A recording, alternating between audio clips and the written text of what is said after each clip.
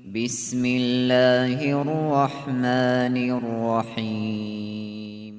محترم خواتین و حضرات، دنیا میں انسانوں نے اللہ کے انبیاء اور رسولوں کو جھٹلایا۔ بہت کم لوگ ہوتے تھے جو ان پر ایمان لاتے تھے، اور اس کے بعد اللہ کی طرف سے ہدایت آ جانے، نبی کے ذریعے ہدایت پہنچا دینے کے باوجود جب ایک طویل مدت ان پر گزر جاتی، ایک زمانہ گزر جاتا، تو پھر شیطان کے وسوسوں میں مبتلا ہو کر وہ قومیں گمراہی کا شکار ہو جاتی تھی۔ شیطان انہیں گمراہ کرنے میں کامیاب ہو جاتا تھا۔ نبی کے زمانے سے زمانہ جتنا آگے بڑھتا تھا اتنا ہی پھر ایمان لوگوں کا اور عقیدہ یہ کمزور ہوتے جاتا تھا، اور پھر اس کے اندر برائیاں جو ہیں وہ بڑھتی جاتی تھیں۔ حضرت نوح علیہ السلام کے بعد جو آپ کی امت تھی وہ حق پر قائم رہی، توحید پر قائم رہی، اور برسوں تک ان کی نسلیں بھی اسی دین حق پر، دین خدا پر چلتے رہے۔ جب حضرت نوح علیہ السلام کو گزر کر ایک لمبا عرصہ ہو گیا تو پھر دھیرے دھیرے شیطان کے وسوسے اور شیطان کی تباہ کاریاں ان کے اندر رائج ہونے لگیں۔ اب انسان کو اللہ تعالیٰ نے یہ جو دل دیا ہے، اس میں بہت سی چیزوں کی محبت بیٹھتی ہے۔ مال و دولت کی محبت ہے، ماں باپ کی محبت ہے، اولاد کی محبت ہے، بیوی بچوں کی محبت ہے، اور دیگر رشتوں کی محبت ہے، دوستی، یہ ایک انسان کے دل کا ایک الگ خانہ مانگتی ہے۔ پھر جو نیک لوگ ہوتے ہیں، اچھے لوگ ہوتے ہیں، انسانوں کے دلوں میں ان کے لیے بھی محبت پیدا ہو جاتی ہے، عقیدت پیدا ہو جاتی ہے۔ تو حضرت نوح علیہ السلام کی قوم جو برسہ برس دین حق پر، توحید پر قائم رہی، جب لمبا زمانہ ہو گیا، حضرت نوح کو گزرے ہوئے جب عرصہ گزر گیا، تو پھر یہ ہوا کہ لوگ اپنے پرانے بزرگوں کی یاد کرتے تھے۔ جہاں بیٹھتے تھے 5-10 لوگ مل کر محفل میں، تو پرانے لوگوں کی یاد کرتے تھے، فلاں آدمی بڑا نیک تھا، بڑا نمازی تھا، بڑا متقی تھا، ان کے دلوں میں اس کی محبت تھی۔ شیطان نے یہ مجلسیں دیکھی، اس نے بھی دھیرے دھیرے انسانی روپ میں وہاں بیٹھنا شروع کیا،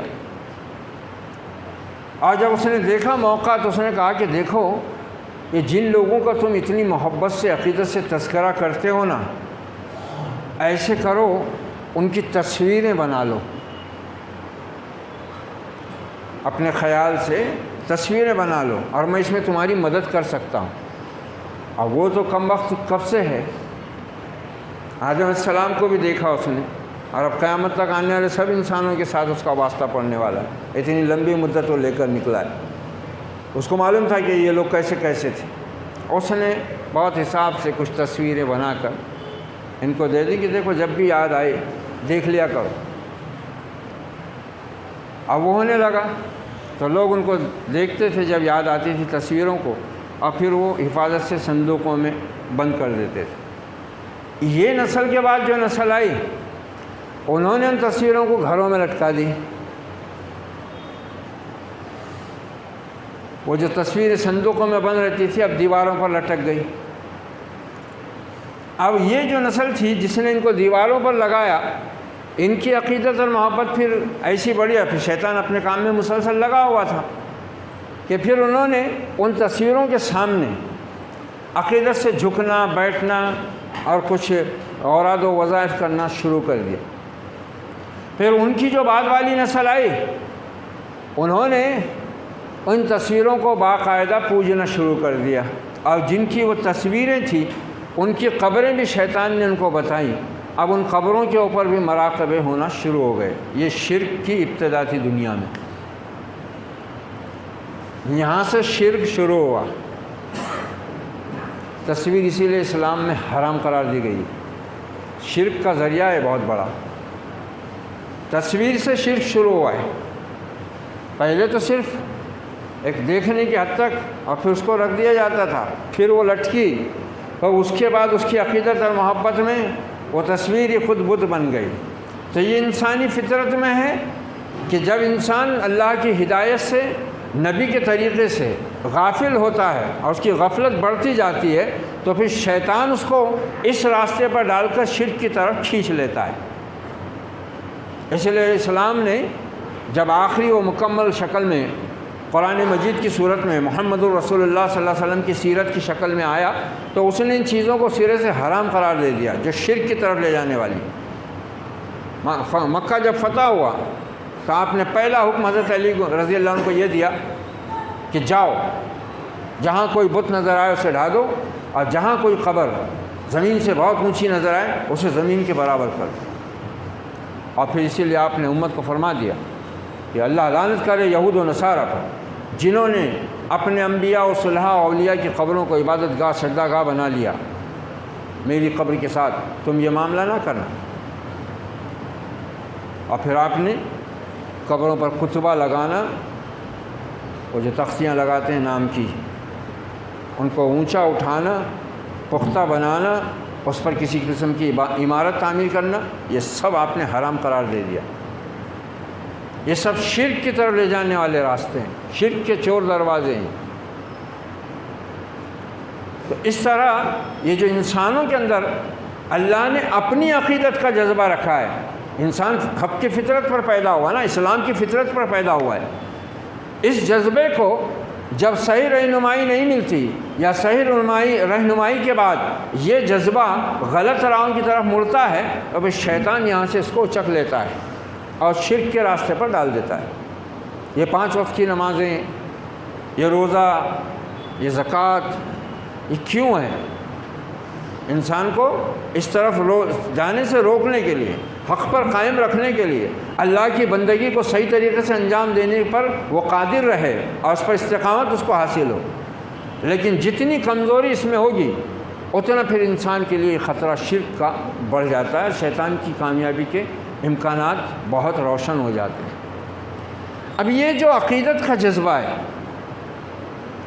چاہے وہ رب کے ساتھ ہو، رسول کے ساتھ ہو، رسول کے صحابہ کے ساتھ ہو، اولیاء اکرام کے ساتھ ہو، اور دیگر نیک لوگوں کے ساتھ ہو، اماموں کے ساتھ ہو، محدثین کے ساتھ ہو، مفسرین کے ساتھ ہو، کسی کے بھی ساتھ یہ جو عقیدت ہوتی ہے، اس میں اگر غلو ہوا، جس سے اسلام نے روکا ہے، یہ نصارہ غلو میں تو مارے گئے۔ غلو کا مطلب ہوتا ہے کسی بھی جائز چیز کو حد سے زیادہ اس کی حدود پھلانگ کر اختیار کر لینا، کسی کی محبت میں اتنا آگے بڑھ جانا کہ اس کی محبت رب کے ساتھ شریک ہو جائے۔ اسی محبت میں تو انہوں نے حضرت عیسیٰ کو خدا کا بیٹا بنایا، حضرت مریم کو خدا کی بیوی بنایا۔ یہ محبت میں ہوئے کام ہیں۔ یہودیوں نے ان کے مقابلے میں حضرت عزیر کو اللہ کا بیٹا بنایا، جس کا اللہ تعالیٰ نے خود قرآن میں بڑی تفصیل سے ذکر فرمایا، اور ان کی گمراہی پر اللہ نے اچھی خاصی تفصیل بیان کر کے اس آخری امت کو آگاہ کیا ہے کہ اللہ سے محبت سب سے بڑھ کر ہونا چاہیے۔ اس کے جیسی محبت کسی بھی مخلوق سے کرو گے شرک ہو جائے گا۔ والذین آمنوا اشد حبا للہ، جو ایمان والے ہوتے ہیں ان کی سب سے زیادہ محبت اللہ کے لیے ہوتی ہے، اور جو شرک کرنے والے ہوتے ہیں قرآن کہہ رہا ہے کہ یہ اللہ سے اتنی محبت نہیں کرتے جتنے اپنے اس کے ساتھ ٹھہرائے ہوئے شریکوں سے محبت کرتے ہیں۔ اور یہ حقیقت ہے، یہ حقیقت ہے، کیونکہ وہ ایک بری چیز ہے، اور برائی کو انسان کا نفس امارہ بہت سختی سے پکڑتا ہے، برائی کی طرف بہت جلدی مائل ہوتا ہے۔ یہاں تک کہ اللہ نے فرمایا قرآن مجید میں کہ اے نبی، جب تم ایک رب کا، ایک الہ کا، ایک معبود کا ذکر کرتے ہو نا، تم دیکھو گے ان کے چہرے بگڑنے لگتے ہیں، اور جب تم ایک خدا کا ذکر کرتے ہو تو ان کے دلوں میں اپنے معبودوں کی چاہت ابھرتی ہے، اور ان کے دل اسی طرف مائل ہو جاتے ہیں۔ ایک خدا کا ذکر ان کے چہروں کو بگاڑ دیتا ہے، ان کے دلوں میں عجیب قسم کی ایک نفرت پیدا ہوتی ہے، اناد پیدا ہوتا ہے۔ تو یہ جو جذبہ ہے یہ بہت خطرناک چیز ہے۔ اسلام اس کو اس طرح سے قابو میں کرتا ہے کہ نہ آدمی کو افراط میں مبتلا ہونے دیتا ہے، نہ تفریط میں مبتلا ہونے دیتا ہے۔ یہ بہت خطرناک چیز ہوتی ہے، اس کو سنبھالنا ہی سب سے مشکل کام ہوتا ہے۔ انبیاء علیہ السلام کو جو دقتیں، جو مصیبتیں، جو ایذائیں، جو پریشانیاں جھیلنی پڑی نا اپنی اپنی قوموں سے، اس کے پیچھے سب سے بڑا سبب یہ عقیدت تھی۔ ان کو اپنے باپ داداؤں اور اپنے معبودوں سے ایسی اندھی بحری محبت تھی کہ وہ نبی کی بات کو، اللہ کے کلام کو توجہ سے سننے کے بھی روادار نہیں تھے۔ تو یہ سب ہوتا رہا ہے۔ نیک لوگوں کے معاملے میں لوگوں کا غلو ان کو شرک اور بدعت اور کفر کی طرف لے جاتا رہا ہے۔ اس امت کو، جس کو آخری مکمل محفوظ دین تمام اصول و ضوابط کے ساتھ، تمام قواعد کے ساتھ، تمام اعمال کے دستور کے ساتھ، پوری تفصیل کے ساتھ کتاب اور سنت کے ذریعے دے کر محفوظ رکھا گیا اور اس کی پابندی کا حکم دیا گیا، اس امت کی گمراہی کو دیکھو ذرا۔ یہ محرم الحرام کا مہینہ چل رہا ہے، آج 9 تاریخ ہے اس کی۔ اس میں جو کچھ ہے وہ صرف اتنا ہے کہ آپ صلی اللہ علیہ وسلم نے اسلام کی شروع میں، جب کہ رمضان کے روزے فرض نہیں تھے، رمضان کے روزے آپ کے نبی اور رسول بننے کے تقریباً 14 – 14.5 سال بعد فرض ہوئے، مدینہ میں پہنچ کر۔ مدینہ میں سن 2 ہجری میں روزہ فرض ہوا، تو اس سے پہلے آپ عاشورہ کا روزہ رکھتے تھے پابندی سے، اور آپ کے صحابہ بھی رکھتے تھے۔ جب آپ مدینہ آئے اور وہاں یہودیوں سے سابقہ پڑا تو آپ نے پوچھا کہ یہ تم لوگ 10 محرم کا روزہ کیوں رکھتے؟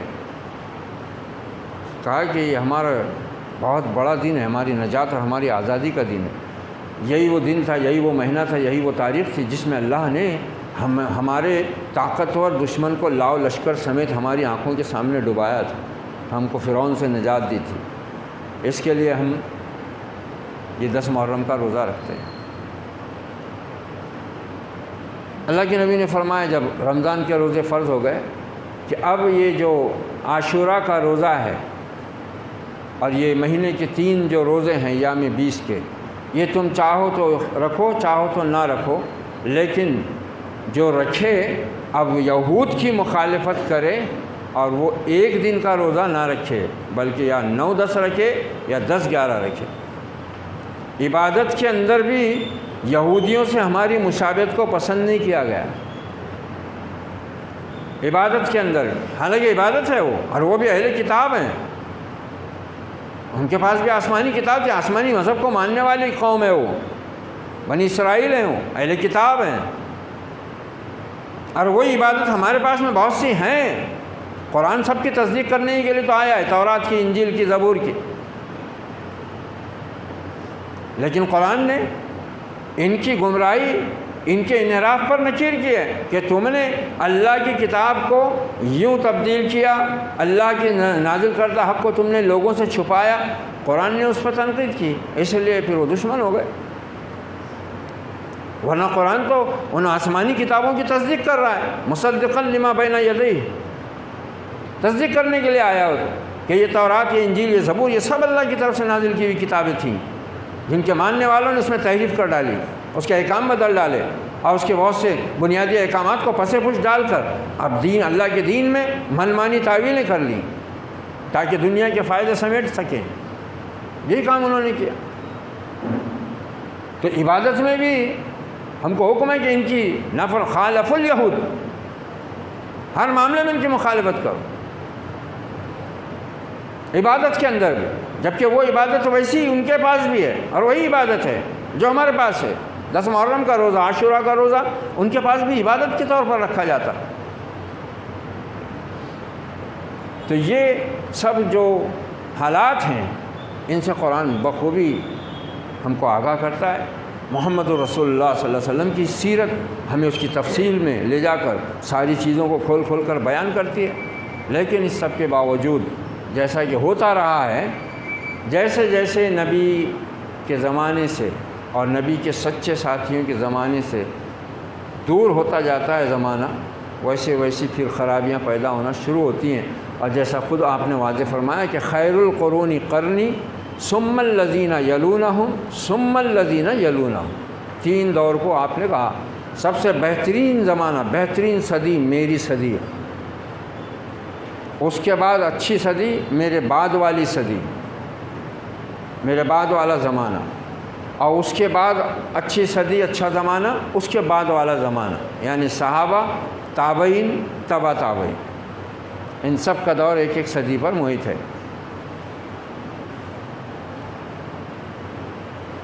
اس کے بعد آپ خاموش ہو گئے۔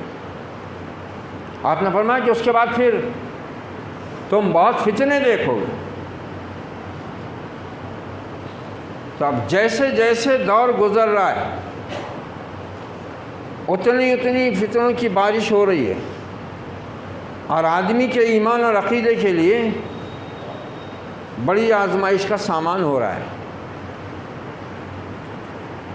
اب دیکھو، اتنی بڑی شریعت، اتنا بڑا دین، اتنا محفوظ دین رکھتے ہوئے، ایسی عظیم سیرت کے حامل نبی آخر الزمان صلی اللہ علیہ وسلم کی مکمل سیرت کو رکھتے ہوئے اس امت میں کتنے فرقے ہیں، کتنی جماعتیں، کتنے فتنے برپا ہو گئے۔ 3 صدیوں تک آپ نے فرمایا کہ خیر القرون میں ہے یہ بہترین زمانے، لیکن کیا ہوا پھر یہ ہوا کہ جیسے جیسے دنیا کے دوسرے ملکوں کے لوگ بھی اس میں آتے گئے، جو شرک اور کفر کے اپنے باپ داداؤں کی رسموں کے جال میں جکڑے ہوئے تھے، وہ ایمان تو لائے، لیکن انہوں نے کیا کیا؟ انہوں نے دنیاوی اعتبار سے یا سیاسی اعتبار سے یا دنیاوی منفعت کے اعتبار سے ایمان قبول کر لیا، مگر ان کے دلوں میں وہ جاہلیت کے شرک اور کفر کی عقیدتیں اپنی جڑیں رکھی ہوئی تھیں۔ اور پھر اس کے بعد مسلمانوں کے اندر یہ ہوا کہ پھر قبرستانوں میں قبریں پکی بنتی چلی گئیں، پھر ان پر عمارتیں بنتی چلی گئیں، پھر ان کے عرس شروع ہوئے، اور پھر شیطان نے پوری طرح قبضہ جما لیا۔ یہ توحید کا سب سے بڑا مکمل محفوظ سبق رکھنے والی امت، خصوصاً بر صغیر کا علاقہ، عرب میں بھی پھیلا شرک،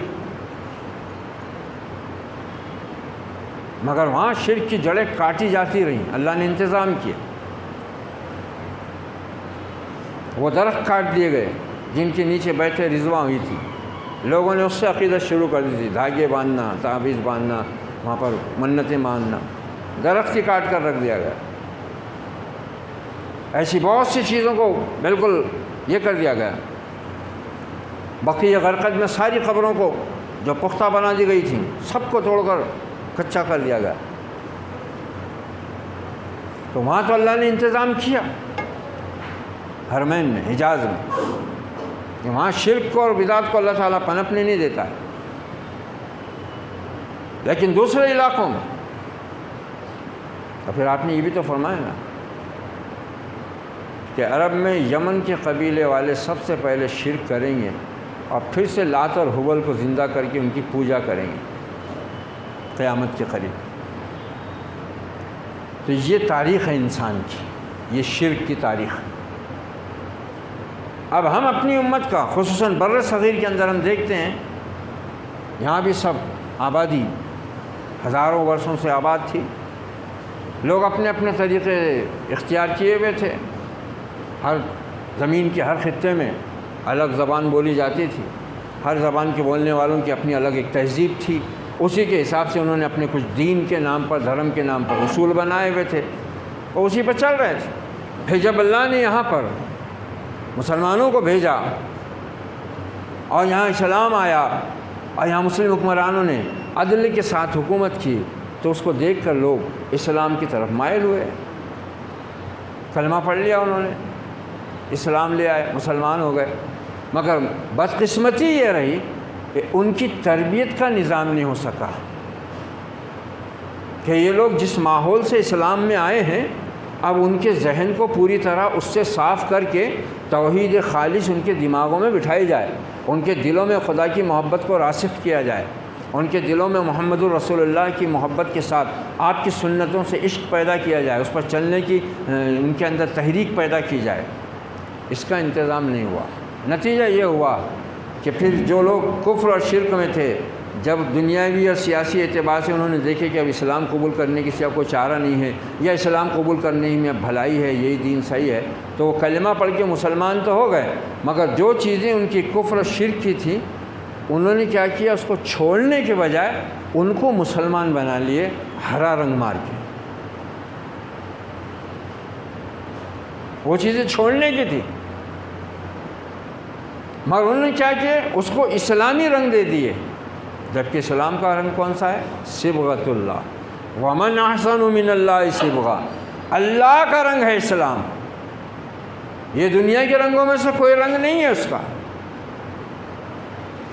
ہاں ایک صرف رنگ کو پسند کیا گیا ہے، سفید رنگ، اس کو بھی اسلامی نہیں کہا گیا، ایک پسندیدگی بتائی گئی ہے کہ اپنے مردوں کو سفید کفن دیا کرو کہ یہ رنگ اللہ کو اور فرشتوں کو پسند ہے، ورنہ تو کسی بھی رنگ کے کفن میں کفنانا جائز ہے، کسی نے اس کو حرام اور مکروہ نہیں بولا۔ تو کوئی رنگ اسلامی رنگ ہے ہی نہیں، اسلامی رنگ تو بس اللہ کا رنگ ہے، اور اللہ کے رنگ سے اچھا کس کا رنگ ہو سکتا ہے؟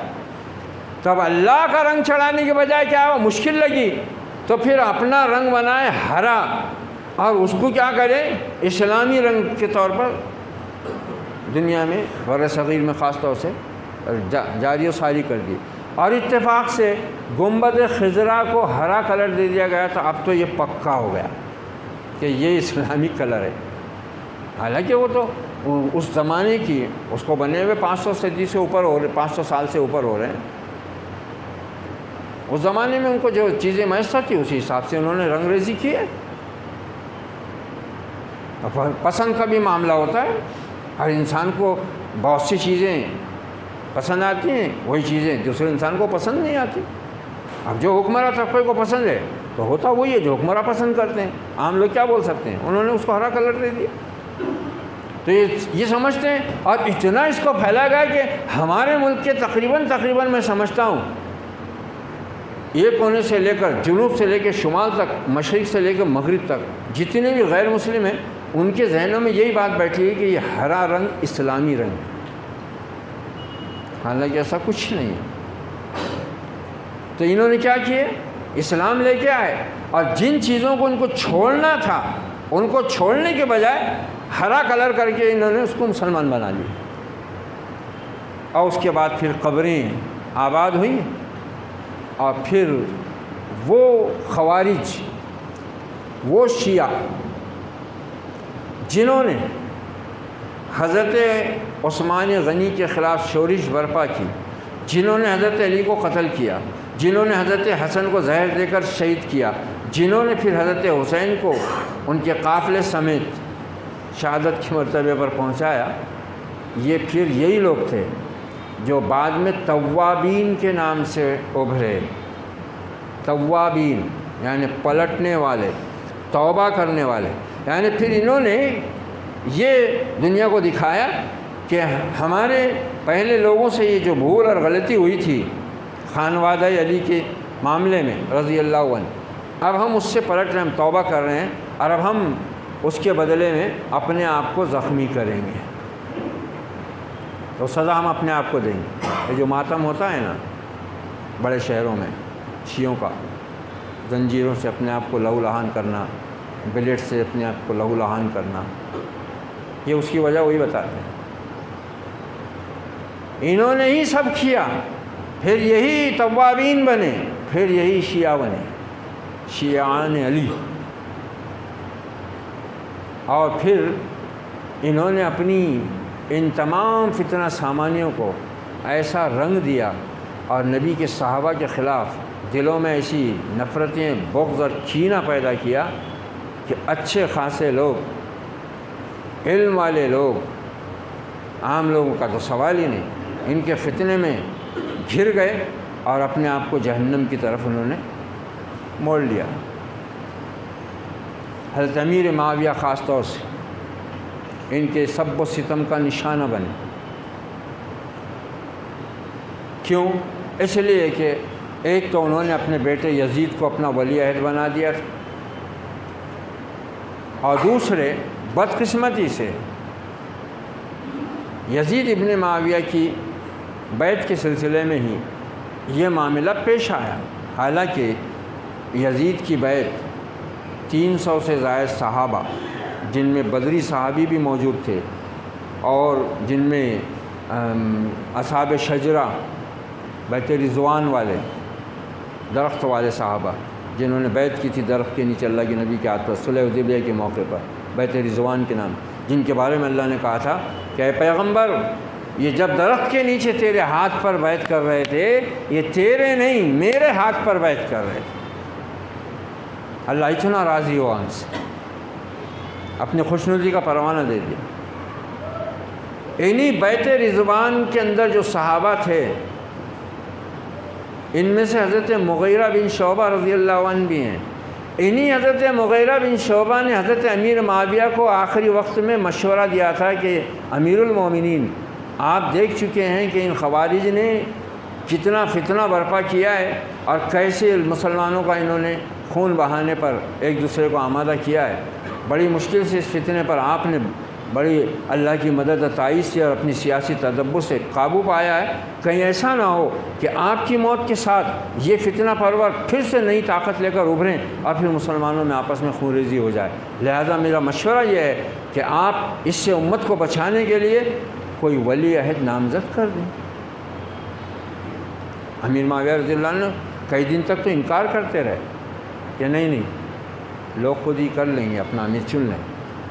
حضرت مغیرہ ان کو حالات کا حوالہ دے دے کر، جو گزرے تھے حالات، اور وہ صحیح تھا، حقیقت تھی، اور حضرت مغیرہ بن شعبہ رضی اللہ تعالیٰ عنہ کا مشورہ انتہائی صحیح تھا، بالکل درست تھا، انتہائی حق پر مبنی تھا۔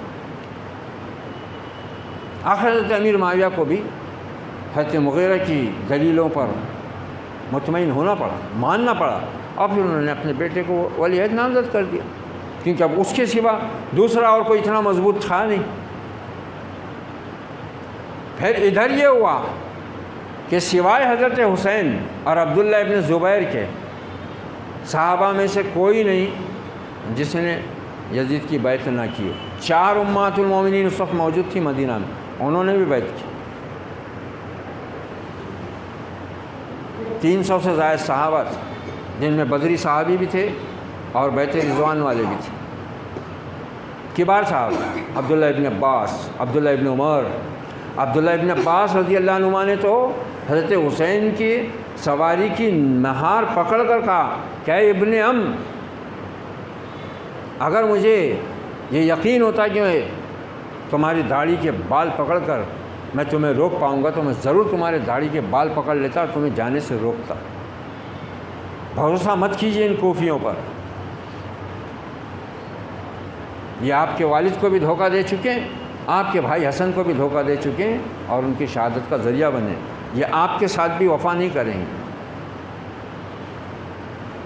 حضرت حسین رضی اللہ تعالیٰ عنہ نے کہا کہ میرے پاس میں ان کی سرداروں کے بڑے بڑے نام ہیں، جن کے ان کے خطوط آئے ہیں، 2 تھیلے بھرے ہوئے ہیں میرے پاس خطوط، انہوں نے مجھ کو بلایا ہے، اس لیے مجھے جانا فرض ہے۔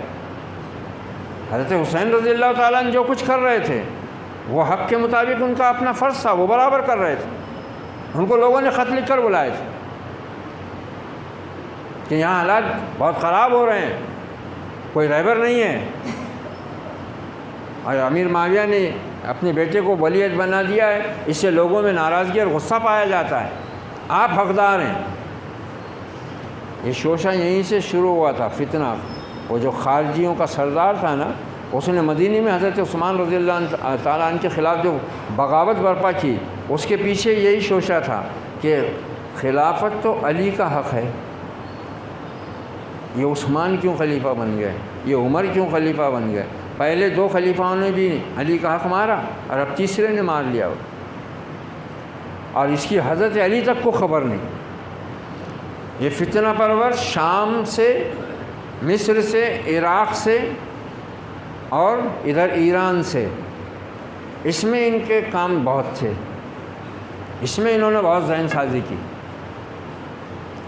حجاز میں تو کوئی ان کی سنتا نہیں تھا، وہاں صحابہ اکرام موجود تھے ابھی، لیکن انہوں نے ادھر یہ گروہ تیار کیا خوارج کا۔ پھر یہی معتزلہ بنے، یہی شیعہ بنے، ان کے پھر فرقے میں فرقے ہوتے چلے گئے، اور اس وقت سے لے کر یہ آج تک سرگرم ہے۔ اور یہ امت جو صدیوں سے قرآن و سنت کو چھوڑ کر بیٹھی ہے، انہی کے فتنوں کا شکار ہے، دین کے نام پر، محبت کے نام پر، عقیدت کے نام پر۔ ابھی مدھیہ پردیش سے آ رہا ہوں، پورے راستوں کو ہری جھنڈیوں سے ہرا کر دیا ہوا ہے، چمکی کی وہ لڑیاں لٹک رہی ہیں اور ہرے رنگ کی پتنگیں پورے راستوں میں، مسلمان محلوں میں، اور جو مسلمان محلوں سے قریب چوک ہیں ان میں، بڑے بڑے روڈوں پر دکانوں کے سامنے ڈی جے بج رہے ہیں، مولا علی مولا علی مولا علی، یا حسین یا حسین یا حسین، ڈی جے۔ مسجدوں کے پاس یا پھر مسلم محلوں کے چوراہے پر روز بھگونا چڑھ رہا ہے کھچڑے کا، روز۔ عورتیں بے پردہ بناؤ سنگار کر کے مجلسیں منعقد کر رہی ہیں، قرآن خوانیاں ہو رہی ہیں، پھر شعر آ رہے ہیں باجے بجاتے ہوئے، عام ماحول ہے۔ یہ سب کیا ہے؟ یہ سب کیا ہے؟ کس کی سرپرستی میں ہو رہا ہے؟ وہ جو بتوں کا وسرجن ہے، وہ جو بتوں کی ہمارے ملک میں غیر مسلموں کا ایک گھڑا ہوا دین کا تصور ہے، اس میں اور اس میں فرق کیا؟ میں نے پہلے بتایا، وہ بھگوا، یہ ہرا، بس باقی سارے کام وہی ہو رہے۔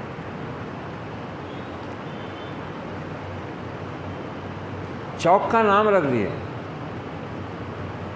کربلا چوک،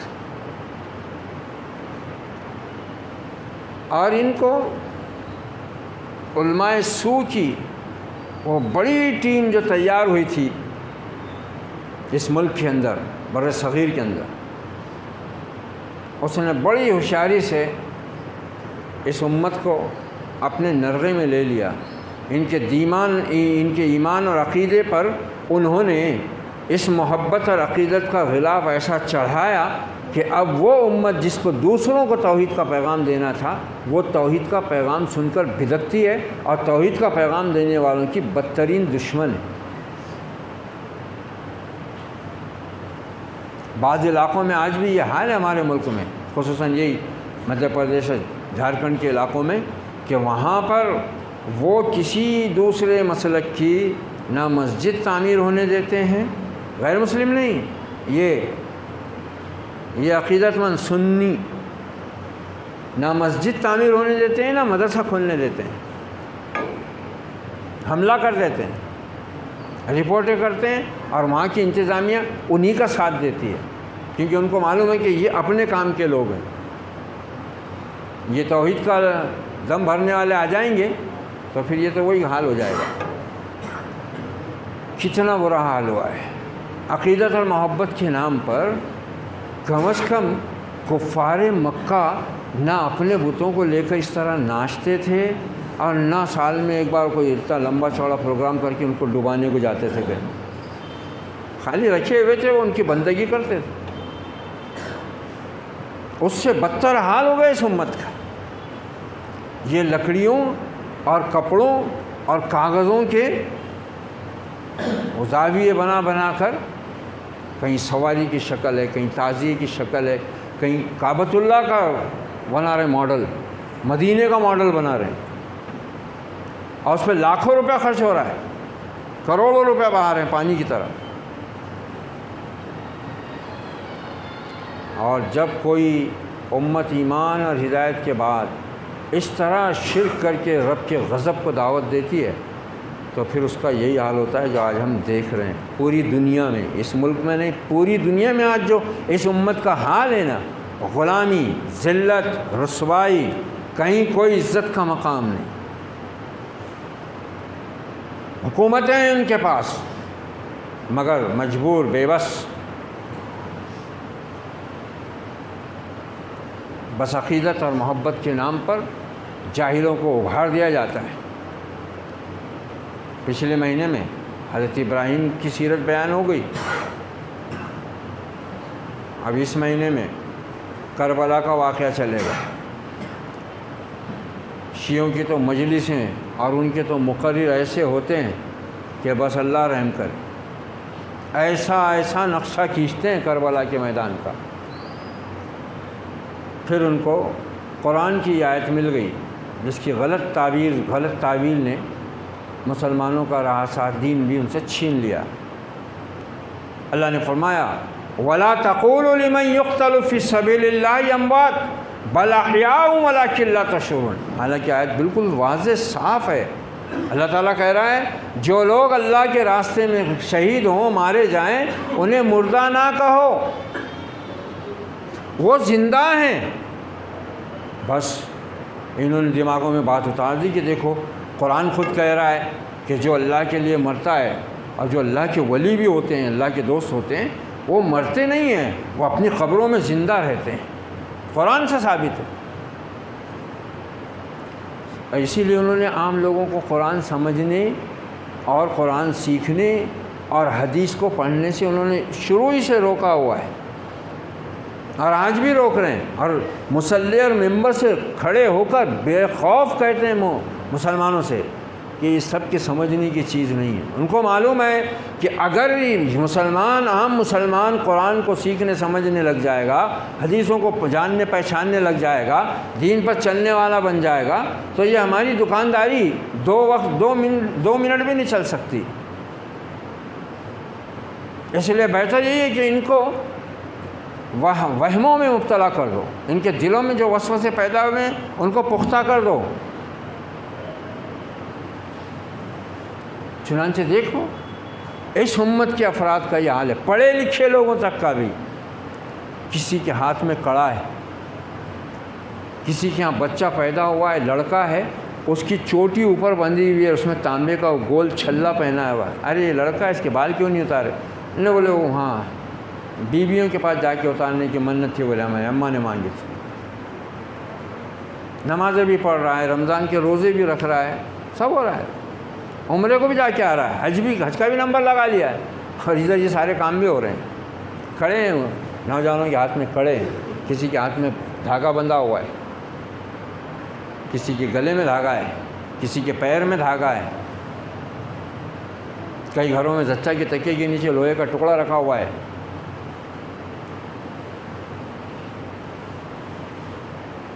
دنیا ہمارے اتنے رنگ دیکھتی ہے تو ہمارا مذاق اڑاتی ہے کہ ان کے لوگ تو کہتے ہیں کہ اسلام حق ہے، ایک ہی خدا ہے، ایک ہی معبود ہے، اس کے سوا کسی کی بندگی نہیں ہو سکتی، تو ان کے بھی تو ہماری طرح کئی معبود بنے ہوئے ہیں جہاں ان کی باقاعدہ عبادتیں ہوتی ہیں، منتیں پوری ہوتی ہیں، نذر و نیاز چڑھائی جاتی ہے۔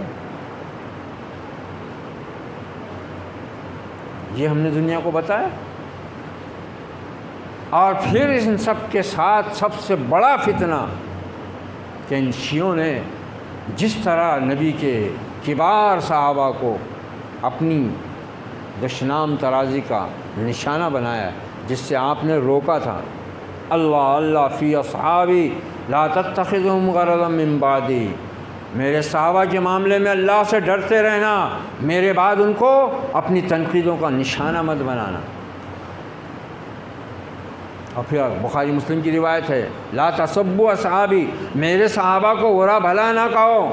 اور آپ نے کیا فرمایا، کیا مقام بتایا اپنے صحابہ کا، میرے صحابہ نے جو دین کے لیے قربانیاں دی ہیں، جس طرح وہ مجھ پر ایمان لائے، جس طرح انہوں نے اللہ کے احکام کو ماننے میں اپنی اطاعت دکھائی ہے، اپنی وفاداری دکھائی ہے، یاد رکھو کہ ان کا یہ عمل اتنا عظیم ہے کہ اگر تم اللہ کے راستے میں سونے کا پہاڑ، احد پہاڑ کے برابر سونا خرچ کر دو تو تم ثواب میں، فضیلت میں، مرتبے میں میرے صحابی کے 1/2 کلو گیہوں کے برابر نہیں پہنچ سکتے۔ سونے کا پہاڑ، احد پہاڑ، وہ سونے کا ہو جائے اور کوئی اللہ کے راستے میں اس کو صدقہ کر دے۔ آپ فرما رہے ہیں کہ میرے صحابی نے اگر 1/2 کلو گیہوں، 1/2 مد، نصف مد گیہوں، اگر 1/2 سا اگر گیہوں دیا ہوگا نا، اس کی جو قیمت ہے وہ تمہارے سونے کے پہاڑ کی نہیں ہو سکتی۔ اب ایسے دانشور آئے میدان میں کہ الامان والحفیظ، اور کوئی ان سے پوچھے کہ اے وقت کے دانش مندو، عقل مندو، پروفیسروں، انجینئروں، ڈاکٹروں، ماسٹروں،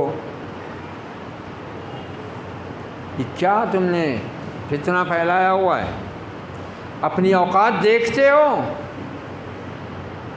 یہ نبی کے صحابہ وہ ہیں جنہوں نے تاریخ کو معطر کیا ہے، جنہوں نے تاریخ کو موڑا ہے، جنہوں نے کفر و شرک کا خاتمہ کیا ہے، جنہوں نے قوموں کو توحید کی دعوت دی ہے، عدل و انصاف کے ساتھ نظام چلایا ہے، اپنے رب کے وہ پسندیدہ بندے بنے، اپنے رسول کے وفادار ہوئے، انہوں نے اللہ کے دین کے لیے وطن چھوڑا، ہجرت کی، مال و دولت سے محروم ہوئے، بیوی بچوں سے محروم ہوئے، خاندان اور اقارب رشتہ داروں سے وہ کٹے۔ ان ساری قربانیوں کے ساتھ وہ اسلام کی دعوت کو پھیلاتے چلے گئے۔ انہوں نے سمرقند فتح کیا، انہوں نے عراق فتح کیا، انہوں نے ایران فتح کیا، انہوں نے شام فتح کیا، انہوں نے مصر فتح کیا، انہوں نے روم فتح کیا، انہوں نے فلسطین فتح کیا، انہوں نے افریقہ پر اپنے گھوڑے دوڑائے۔ تم نے کیا کیا؟ منہ دیکھو اپنا، اوقات دیکھو نا اپنی۔ اسلام کے لیے تم نے کیا کیا ہے؟ خالی کتابیں لکھی ہیں، اے سی میں بیٹھ بیٹھ کر چینل چلاتے ہیں اور صحابہ پر زبانیں تان دراز کرتے ہیں۔ یہ ملا ہے تمہاری حرکتوں سے امت کو۔ یہ دیکھ لو محرم میں کیا حرکتیں ہو رہی ہیں، کس کی خوشی منا رہے ہیں یہ حرام خور، غم کا نام لے رہے ہیں، اب آگے بڑھ رہے ہیں پورا مشرکوں کی طرح۔ سواریاں آنگ میں آ رہی ہیں، منتیں پوری ہو رہی ہیں، عورتیں بن سنور کر اپنی نیاز لے کر آ رہی ہیں وہاں پر۔ ہرا رنگ چھایا ہوا ہے، جس کے آنگ میں آ رہی ہے مجاور کے اس کو ہرا رومال بندھا ہوا ہے،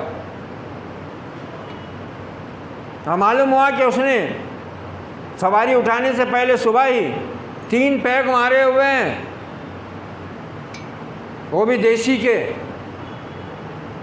اور وہاں پر اس سے پوچھا جا رہا ہے، بابا ہمارا یہ ایسا کیا ہو رہا ہے، ہمارا ایسا کیوں ہو رہا ہے؟ انا للہ و انا الیہ راجعون۔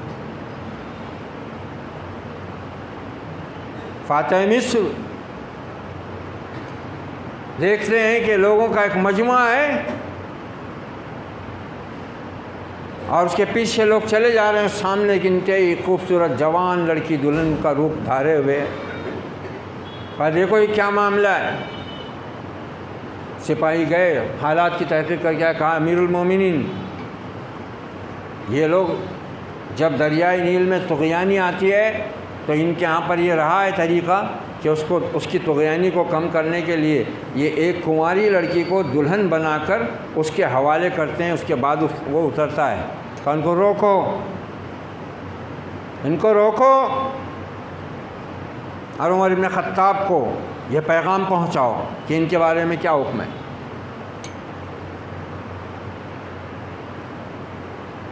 قاصد پہنچا، حالات دیکھیں، حضرت عمر نے کہا ایسی بات ہے، کہا دریا کے نام خط لکھو عمر ابن خطاب کی طرف سے۔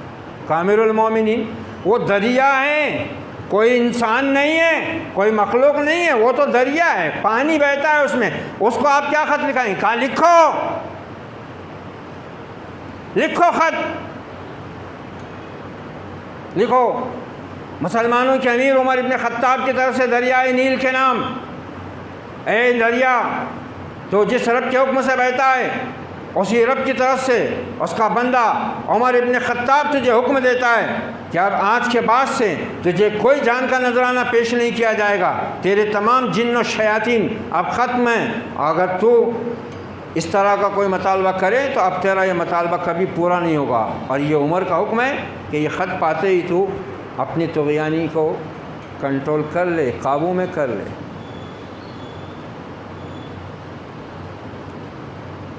افسانہ ہے، دریاؤں کو خط لکھ رہا ہے مسلمانوں کا امیر، اور خط دریا میں واقعی ڈالا گیا، دریا حکم پا کر نیچے اتر گیا۔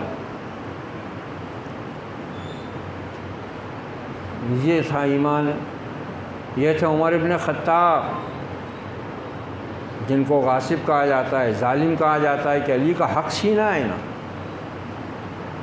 اور یہ سنی، یہ ہاں میں ہاں ملاتے ہیں، ادھر تو کہتے ہیں کہ ہم تو اولیاء پر بھی جان دے دیں گے، اور ادھر ان صحابہ کے اوپر ان کے تیر چل رہے ہیں جن کو آپ صلی اللہ علیہ وسلم نے اور اللہ نے اپنا پسندیدہ بندہ قرار دیا ہے، اللہ نے چنا ہے ان کو۔ حضرت امیر معاویہ کے نام سے دیگر صحابہ اکرام کی بھی جس طرح یہ بے عزتی کرتے ہیں، یہ آخرت میں نجات پانے والے نہیں ہیں، یہ بالکل نہیں پا سکتے۔ ارے بے غیرتو، اپنا کردار دیکھو، اپنی اوقات دیکھو، تو اپنا کام دیکھو، تم نے کیا ہے اسلام کے لیے، اور ان کی تاریخ دیکھو، ان کی تاریخ دیکھو نا۔ دریاؤں پر حکم انہوں نے چلایا، جنگل کے درندوں پر حکم انہوں نے چلایا، ان کی دعائیں، جب جنگ میں کوئی معاملہ آ پھنستا ان کے ہاتھ اٹھتے اور مدد دعا کے ہاتھ منہ پر آنے سے پہلے پہنچ جاتے۔ آج ہمارا کیا حال ہے؟ کعبے کے غلاف کو پکڑ پکڑ کر دنیا بھر کے لاکھوں مسلمان سال بھر دعائیں مانگ رہے ہیں، ایک دعا تو حق میں قبول ہو جائے امت کے، ایک دعا۔ رمضان میں ہو رہی ہے، حج کے موسم میں ہو رہی ہے، جمعہ میں ہو رہی ہے، دنیا بھر سے لوگ پہنچ کر دعائیں مانگ رہے ہیں، مگر ایک دعا بھی امت کے حق میں قبول ہوتی ہے نہ اسرائیل کے حق میں قبول ہوتی ہے۔ خوب دعائیں مانگی جاتی ہیں، اسرائیل کو اپنے غضب میں رکھ، مسلمانوں پر اپنا رحم فرما، کافروں کو اوپر اپنا غضب نازل فرما، کچھ نہیں ہو رہا، کوئی دعا قابل قبول نہیں۔ اور پھر اسلام کا اصول کیا دیا ہوا ہے؟ حضرت حسین کی شہادت اسلامی تاریخ میں کیا کوئی غیر معمولی، انوکھی اور واحد شہادت ہے؟ کیا حضرت امیر حمزہ کی شہادت عظیم شہادت نہیں ہے جن کے جسم کے ٹکڑے کر دیے گئے؟ کیا عمر ابن خطاب کی شہادت نہیں ہے؟ اور اس سے بڑی مظلومانہ شہادت تو عثمان غنی کی ہے، جو امیر المومنین ہوتے ہوئے، مدینہ میں موجود ہوتے ہوئے، اپنی فوج، اپنے دستے رکھتے ہوئے بھی شہید کر دیے گئے۔ حضرت حسین کو 3 دن کا پیاسا بتاتے ہیں، حالانکہ یہ بات بھی غلط ہے۔ جس میدان میں حضرت حسین کا قافلہ اتارا گیا تھا اور اترنے پر مجبور کیا گیا تھا، پورا سرسبز و شاداب اور پانی سے بھرا ہوا علاقہ تھا، تاریخ بتا رہی ہے۔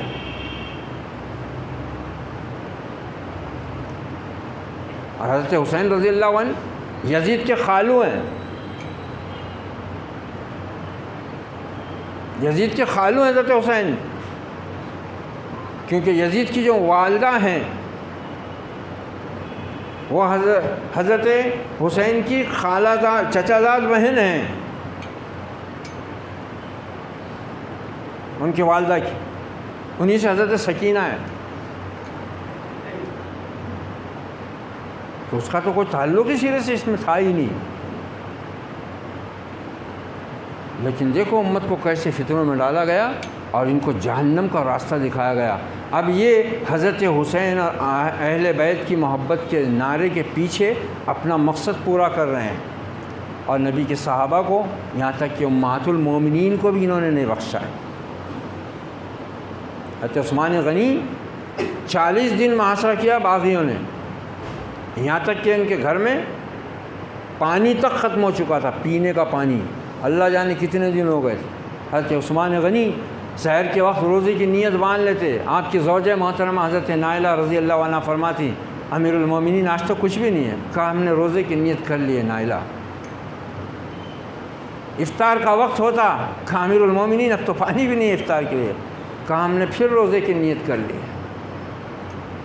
پتہ نہیں کتنے دن گزر چکے تھے، اور جب باغی گھر میں گھسے، اور یہ جن کو دشمن بتاتے ہیں، حضرت علی رضی اللہ عنہ بار بار کہہ رہے ہیں امیر المومنین آپ کے حکم کے منتظر ہیں، حکم دیجیے ان باغیوں کے سر قلم کر دیں۔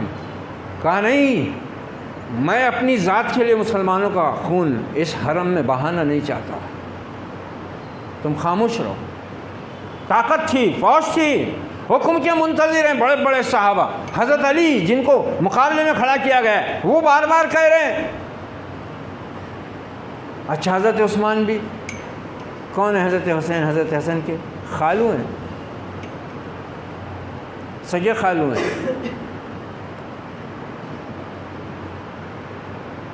ایک نہیں دو خالائیں تھیں ان کے نکاح میں۔ حضرت رقیہ، ان کے انتقال کے بعد حضرت ام کلثوم رضی اللہ تعالیٰ عنہ۔ حضرت علی رضی اللہ عنہ نے بھیجا، جاؤ اپنے خالو کے لیے کسی طرح پانی پہنچاؤ۔ دونوں حضرت حسن حضرت حسین مشکیزیں پیٹھ پر باندھ کر تیزی سے نکلتے ہیں، مگر باغیوں نے تیر مار کر مشکیزہ پھوڑ دیا، جانے نہیں دیتے، گھس گئے۔ حضرت عثمان غنی تلاوت قرآن میں مصروف ہیں، وار کیا تلوار سے، حضرت نائلہ نے روکا ہاتھ سے، انگلیاں کٹ گئی حضرت نائلہ کی، شہید ہو گئے حضرت عثمان غنی۔ ان کی شہادت کوئی معنی نہیں رکھتی۔ ارے اس طرح شہادتوں کا غم منانے کا حکم ہوتا نا تو مسلمانوں کو 365 دن بس نہیں ہوتے تھے، سال بھر کے، سال بڑا کرنا پڑتا تھا۔ اور پھر اسلام کا قاعدہ کیا ہے؟ ام المومنین حضرت ام حبیبہ راوی ہیں، اور متفق علیہ حدیث ہے کہ کسی بھی عورت کے لیے یہ جائز نہیں ہے، چاہے عورت ہو یا مرد، لا یحل لمرأۃ ان تحد علی میت، کسی بھی عورت کے لیے، عورت کا آپ نے خاص ذکر اس لیے کیے کہ یہ زیادہ کمزور ہوتی ہے، جذباتی ہوتی ہے، کسی بھی عورت کے لیے حلال نہیں ہے کہ وہ کسی میت پر 3 دن سے زیادہ سوگ منائے۔ 3 دن سے زیادہ کسی کا غم منانا اسلام میں حلال نہیں، جائز نہیں ہے، حرام ہے، سوائے مسلمان بیوی کے کہ وہ اپنے شوہر کی وفات کا غم 4 ماہ 10 دن منائے گی شوہر کے حق کی وجہ سے۔ باقی کسی کا کوئی کتنا ہی بڑا ہو، 3 دن سے زیادہ اس کا غم منانا حلال ہی نہیں ہے۔ حضرت حسین رضی اللہ عنہ کو جا کر کتنے سال ہو گئے؟ سن 61 ہجری کا واقعہ ہے وہ، ابھی اس وقت چل رہا ہے 1444 ہجری۔ صدیوں سے غم مناتے آ رہے ہیں، جو چیز جائز ہی نہیں ہے۔ تو ان فتنوں سے ہم کو ہوشیار رہنے کی ضرورت ہے۔ ہم یہ دیکھیں کہ اللہ کے نبی کے صحابہ نے کیا کام کیا ہے، اللہ نے ان کو ہمارے لیے ہدایت کا معیار بنایا ہے، معیار۔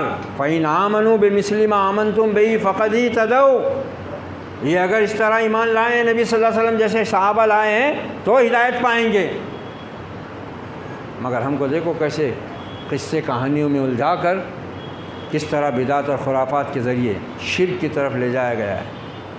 اللہ تعالیٰ سے دعا ہے کہ اللہ رب العزت اس امت کو اپنے خصوصی کرم کے ذریعے ان خرافات، ان بدعات سے باہر آنے کی، نکلنے کی توفیق دے، اور ان علماء سو کی اللہ تعالیٰ شیطانیت سے اس امت کے عقیدہ اور ایمان کی حفاظت فرمائے، جنہوں نے کتاب و سنت کا نام لے کر اس گمراہی کا آغاز کیا اور اس گمراہی کے اوپر آج بھی جو ثابت قدم ہیں اور جمے ہیں اور جمائے رہنا چاہتے ہیں اللہ ان سب پر اپنا غضب نازل کرے اور اس امت کو علماء حق کی باتوں پر توجہ دینے اور ان کی تحریروں اور ان کی تقریروں کو غور و فکر کے ساتھ سن کر اپنے ایمان و عقیدے کی حفاظت کرنے، اپنی توحید خالص کو صحیح کرنے کی توفیق عطا فرمائے۔ اللہ ہمیں اپنے نبی اور اپنے نبی کے صحابہ سے دشمنی کرنے والوں کے ہر شر سے اپنی حفظ و امان میں رکھے، ہمیں اپنے نبی کا، اپنے صحابہ کا اللہ احترام کرنے والا بننے کی توفیق عطا فرمائے۔ اقول قولی ھذا واستغفر اللہ لی ولکم ولسائر المسلمین فاستغفروه انه هو التواب الرحیم ورب کریم وصلی اللہ علی النبی وعلی آلہ واصحابہ اجمعین والعاقبۃ للمتقین والسلام علیکم ورحمۃ اللہ۔